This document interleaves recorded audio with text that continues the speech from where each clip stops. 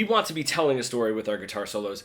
We're going to look at this like intro, conflict, resolution, and then finally like the full resolution at the end. So for my intro, a little exposition, right? I don't need to build tension if I'm in my minor, right? I don't need to be doing the flat threes and the flat sevens necessarily right away. And my phrases can be a bit longer. It's a nice way to ease into these solos.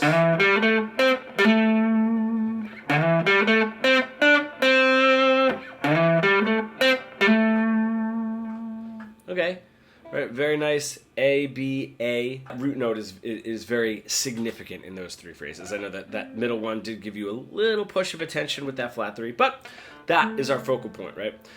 Is my root note. Now I can get into a little bit more of the conflict resolution. Now I don't need to jump up to tension. I can use a 2 or a 4 to push the story a little bit more. Right, that 2 is going to sort of push, right? But it's not super tense. It just knows it wants to go somewhere. It's a subdominant function in that way. Or getting that 4. Right, the 4 and the 2 push, but it's not so, oh my gosh, I need to resolve this, you know? And then finally, to really bring up the conflict, right, ending something on a flat 7 or flat 3, and then my final resolve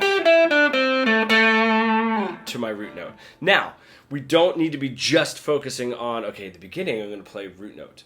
Then, in the middle, I'm going to do some 2s and some 4s, and then to spice it up or spike it up a little bit more, I'm going to be doing flat 3s and flat 7s to push the tension even harder, and then resolve over here. Just think of what is going to be the most significant note, right? Because if I'm just ending everything on a root note, it's not really going to go anywhere. If I'm in the middle there and I'm just ending things on a 2 and a 4, it's going to sound like it's unsettled and not really going anywhere. And then the last part to really spike it, if I'm constantly pushing a flat 7 and a flat 3, it's just going to be so much tension that you're like, oh, I can't take this anymore. So just think about the focal point, right? Maybe a little bit more root note, longer phrases, cut those phrases shorter to bump up the intensity, focusing on some 2s and 4s.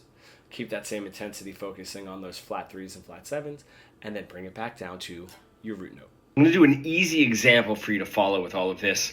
That link is in the description or the first comment. If you're an intermediate guitar player stuck in that boring, robotic guitar solo plateau that we all get into, and you really want to bridge the gap between your creative ideas and what you're able to play, becoming fully fretboard fluent, comment pro below and we can get started.